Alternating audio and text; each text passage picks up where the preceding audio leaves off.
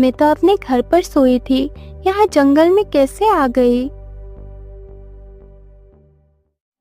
अचानक उसकी नजर सामने पड़ी।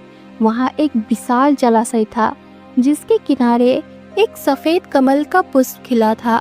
उसी पुष्प के पास एक सफेद हंस खड़ा था, जो गौरी की ओर देख रहा था। मैं जानता हूँ कि तुम बीमार हो गौरी। तुम्हारी बीमारी का इलाज इस संसार के किसी जड़ी बूटी में नहीं हो सकता। तुम्हारा इलाज केवल इस सफेद कमल के पुष्प में है। इसे ढूंढो और पूर्णिमा की रात से पहले इसे प्राप्त करो। ये पुष्प हर 100 वर्ष के बाद खिलता है, मगर इस बार ये 20 वर्ष पहले ही खिल गया है।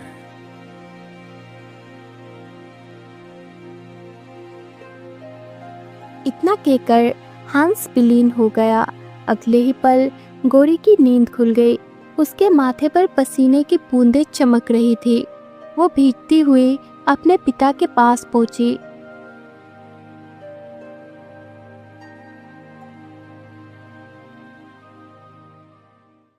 पिताजी, मैंने एक अद्भुत सपना देखा है। एक हंस ने मुझसे कहा कि मेरी बीमारी का इलाज किसी जड़ी बूटी से नहीं, बल्कि एक सफेद कमल का पुष्प से होगा। वही पुष्प जो 100 वर्षों बाद खिलता है, लेकिन इस बार 20 वर्ष पहले खिला है।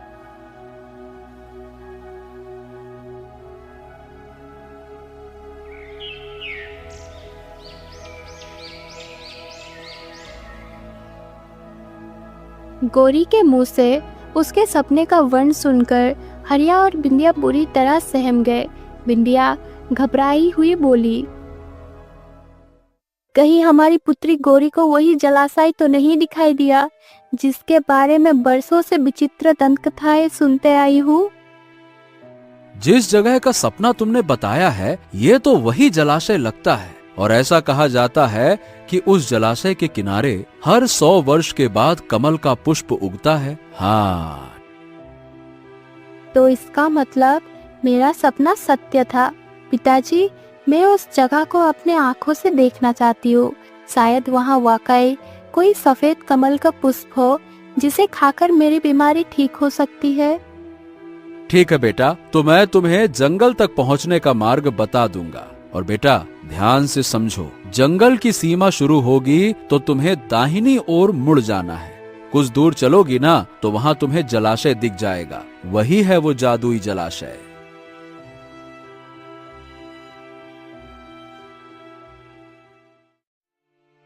गौरी बिना किसी भय के घर से निकल गई।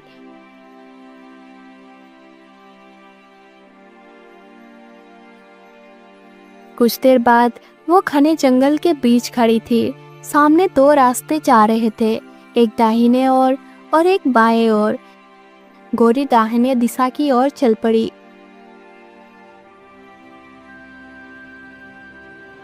थोड़ी दूर चलने पर वो उस जगह पर पहुंची जहां उसके सामने वही सफेद कमल का पुष्प खिला था। गौरी आश्चर्य से भर गई। ये तो वही स्थान है जो मैंने सपने में देखा था। गौरी कमल के पुष्प को छूने ही वाली थी कि रंग बिरंगी रोशनी से वहां एक सफेद हंस प्रकट हो गया। गौरी चौंक गई। मुझे देखकर आश्चर्य करने की आवश्यकता नहीं है। जो सपना तुम्हें दिखाई दिया, वो सपना मैंने ही अपनी जादुई शक्ति से दिखाया था। मैंने तुम्हें यहाँ बुलाया है। तुम कौन हो? यूं समझ लो कि मैं इस जादुई कमल के पुष्प का रक्षक हूँ।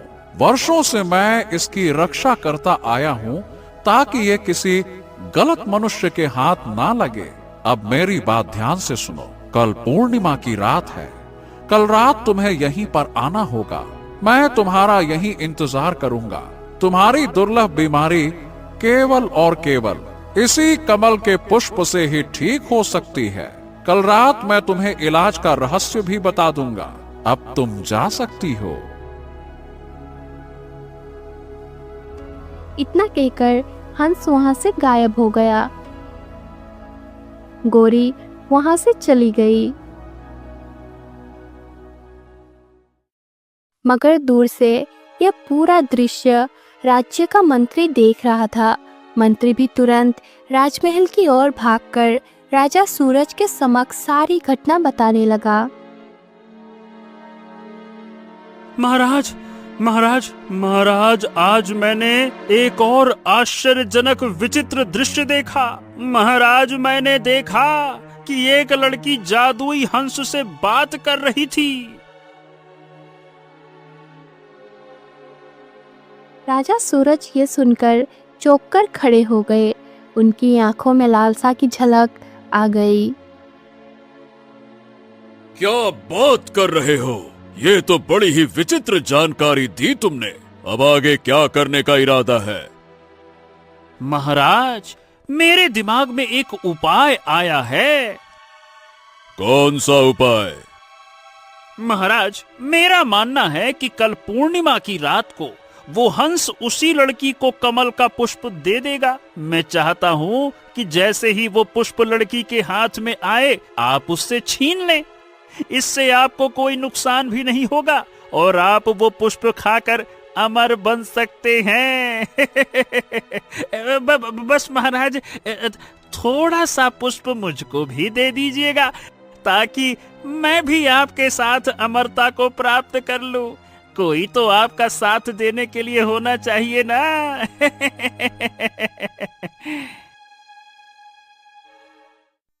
यह सुनकर राजा सूरज प्रसन्न हो गया। लेकिन राजकुमार आदित्य इस योजना पर असहमत था। पिताजी, मुझे लगता है कि आपको मंत्री जी की बात नहीं माननी चाहिए। इस मामले में जरूर कोई गहरा रहस्य है। ओहो, तुम बकवास बहुत करते हो राजकुमार। कभी कभी तो मुझे लगता है कि तुम्हारे अंदर मेरे गुण है ही नहीं। पता नहीं किसकी औलाद हो। पिताजी, जिसे आप गुण कह रहे हैं वो अवगुण कहा जाता है, और इन्हीं अवगुणों के कारण आपको अत्याचारी राजा के नाम से जाना जाता है पूरे राज्य में। मैं तो शुक्र मनाता हूँ कि अच्छा हुआ आपके अवगुण मेरे रक्त में नहीं आए।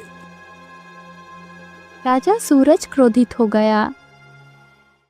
ओह, मेरी बात कान खोल के सुनो राजकुमार। कल तुम भी हमारे साथ चलोगे। तुम्हारी आंखों के सामने ही हम उस पुष्प को तोड़कर खाएंगे और अमर हो जाएंगे। फिर तुम्हें पता चल जाएगा किसे गुण कहते हैं और किसे अवगुण।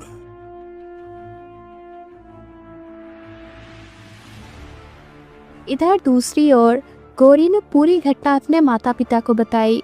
हरिया ये सुनकर स्तंभ रह गया और बिंदिया की ओर देखने लगा। बेटी, तुमने अकेले जलाशय जाने की अनुमति मांगी थी। हमने मना नहीं किया, लेकिन कल पूर्णिमा की रात हम तुम्हें अकेले नहीं जाने देंगे। मैं और तुम्हारे पिता दोनों तुम्हारे साथ चलेंगे।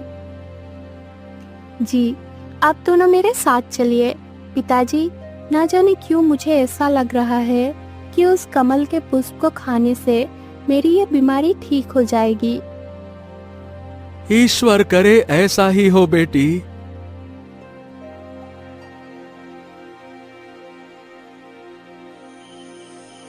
अगली पूर्णिमा की रात हरिया, बिंदिया और गौरी तीनों उस जादुई जलाशय की ओर निकल पड़े। जलाशय की सतह रंग बिरंगी रोशनी से चमक रही थी। तभी अचानक सफेद हंस प्रकट हो गया। हाँ, मुझे तुम्हारा ही इंतजार था गौरी। जल्दी से इस कमल के पुष्प को तोड़ लो। गौरी ने बिना संकोच कमल के पुष्प को तोड़ लिया। तभी राजा सूरज, मंत्री और राजकुमार आदित्य वहां पहुंच गए।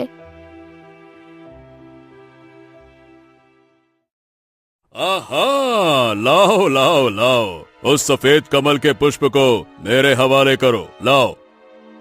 मूर्ख, ऐसा पाप मत करना। तुम चुप रहो। मेरे हाथ में तलवार है। अगर ज्यादा बोले तो सबसे पहले तेरी गर्दन उड़ा दूंगा और फिर इस लड़की को मार दूंगा।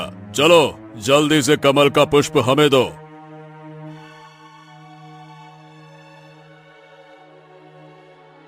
ए लड़की, अगर तूने हंस की बात मानी तो मैं तेरे पिता की जान ले लूंगा।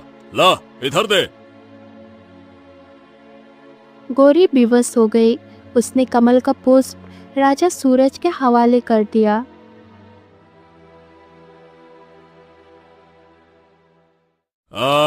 देखा आदित्य, इतनी आसानी से हमें ये पुष्प मिल गया और लोग तो इसे छूने से डरते थे। और अब इसे खाकर हम अमर हो जाएंगे।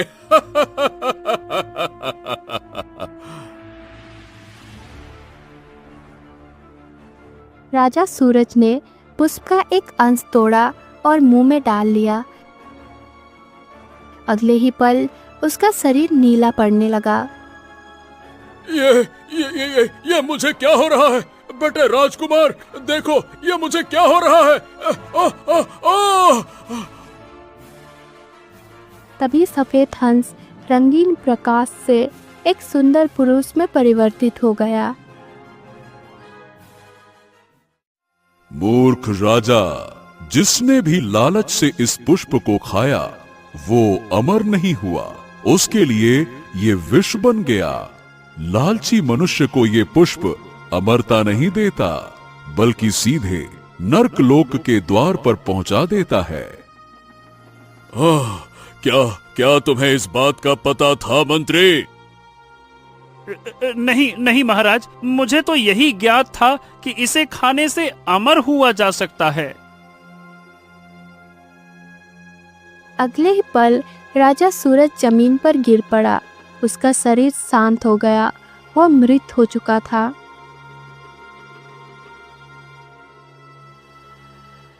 राजकुमार आदित्य ने क्रोध में तलवार निकाली और मंत्री के ओर देखा।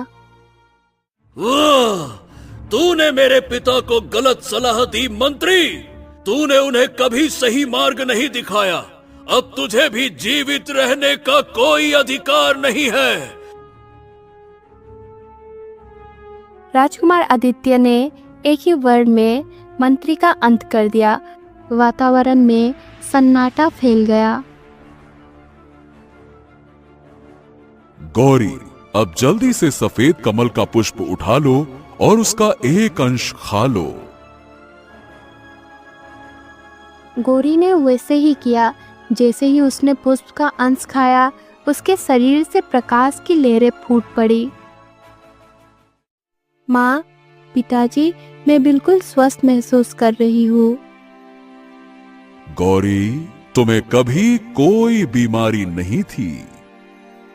क्या मतलब?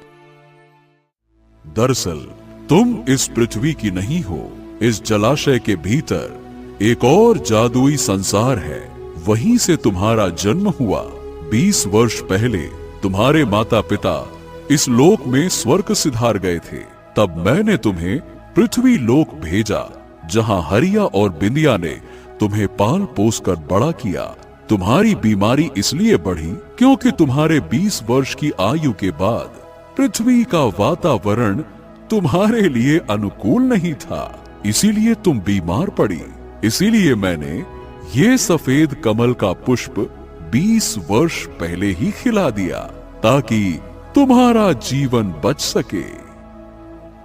तो क्या मैं आपकी असली संतान नहीं हूँ? नहीं गौरी, बेटा यही सत्य है। बरसों पहले हम तुम्हें इसी तालाब के किनारे से लेकर गए थे। हमने तुम्हें यही पाया था। लेकिन मैं आपको ही अपने सच्चे माता पिता मानती हूँ। यही तुम्हारी सबसे बड़ी मानवता है। तुमने मनुष्यों के बीच परवरिश पाई है, इसीलिए तुम पृथ्वी लोक पर ही रहो। मैं 100 वर्षों के बाद फिर लौटूंगा, हंस के रूप में। इतना कहकर वो पुरुष रंगीन रोशनी में विलीन हो गया। राजा सूरज के निधन के बाद राजकुमार आदित्य ने शासन संभाला। कुछ दिनों बाद वो गौरी के पास आया।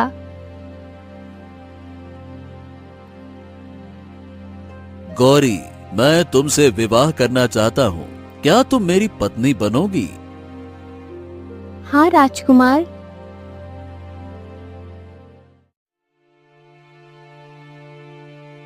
राजमहल में धूमधाम से उनका विवाह संपन्न हुआ। गौरी अब एक राजकुमारी बन चुकी थी। रंगीन रोशनी के बीच जलाशय फिर शांत हो गया।